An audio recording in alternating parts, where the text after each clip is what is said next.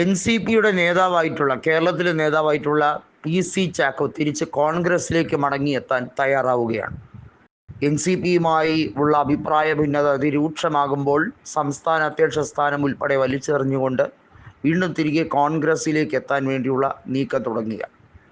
തൃശ്ശൂർ ജില്ലയിൽ കോൺഗ്രസ് ദുർബലമായി തുടങ്ങിയിരിക്കുന്നു.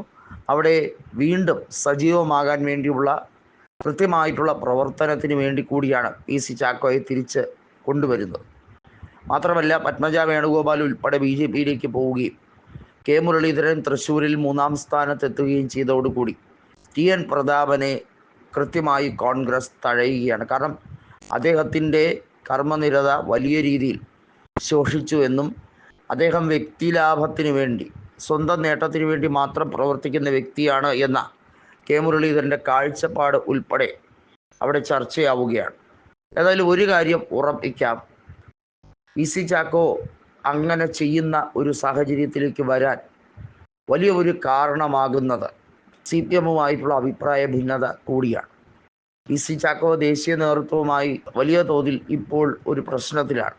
അതായത് ശരത് പവാർ സഖ്യവുമായി ബന്ധപ്പെട്ട വിഷയത്തിൽ ഉൾപ്പെടെ അദ്ദേഹം എടുക്കുന്ന നിലപാടുകളിൽ വലിയ അന്തരം ഉണ്ട് എന്നുള്ളതാണ് സത്യം. സംസ്ഥാന നേതാക്കൾക്ക് പൂർണ്ണമായും അദ്ദേഹത്തെ ദഹിക്കുന്നില്ല എന്നുള്ളതും, എൻ.സി.പിയിലെ കെ ശശീന്ദ്രൻ പി.സി. ചാക്കോയെ പല വിഷയങ്ങളിലും തള്ളിപ്പറയുന്നു എന്നതും വലിയ രീതിയിൽ ചർച്ചയാവുന്നുണ്ട്. CPM-ഉം LDF-ഉമായി തുടർന്നും എൻ.സി.പി സഹകരിക്കാൻ ശ്രമിച്ചാൽ എൻ.സി.പി ഒന്നുമല്ലാതാകും എന്ന പി.സി. ചാക്കോയുടെ വാക്കുകൾ കൂടി ഏറെ ശ്രദ്ധേയമായി തന്നെയാണ് കോൺഗ്രസ് വീക്ഷിക്കുന്നത്. എന്നാൽ പി.സി. ചാക്കോ തിരികെ കോൺഗ്രസിൽ വന്നാൽ തൃശ്ശൂർ നിയമസഭാ സീറ്റ് അദ്ദേഹത്തിന് മത്സരിക്കുന്ന കാര്യത്തിൽ പരിഗണന ഉണ്ടാകും എന്നുള്ളതാണ് ഇപ്പോൾ വരുന്നത്.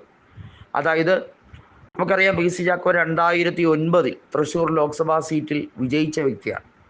പിന്നീടാണ് അദ്ദേഹം ചാലക്കുടിയിലേക്ക് മാറിയതും അദ്ദേഹം പരാജയപ്പെടുന്ന രാഷ്ട്രീയ സാഹചര്യത്തിലേക്ക് എത്തിയത്. ചാലക്കുടിയിൽ ഇന്നസെൻറ്റിനോടാണ് 2014 തെരഞ്ഞെടുപ്പിൽ അദ്ദേഹം പരാജിതനായത്. പിന്നീട് അദ്ദേഹം പാർട്ടി വിടുന്ന സാഹചര്യമുണ്ടായി. എൻ.സി.പിയിൽ ചേർന്നു. അതിൻ്റെ സംസ്ഥാന അധ്യക്ഷനായി LDF-ലേക്ക് വന്നു. എന്നാൽ കൃത്യമായി പറയട്ടെ, KP ധനപാലൻ ഉൾപ്പെടെയുള്ള നേതാക്കളുടെ കൃത്യമായിട്ടുള്ള കാര്യങ്ങളെപ്പറ്റി ചർച്ച ചെയ്യപ്പെടുകയാണ് കോൺഗ്രസിനുള്ളിൽ. പി.സി. ചാക്കോ ഒരു കാരണവശാലും കോൺഗ്രസ് വിട്ട് പോകരുതായിരുന്നു എന്ന അഭിപ്രായമുള്ള നിരവധിയായ നേതാക്കൾ അതിനകത്തുണ്ട്.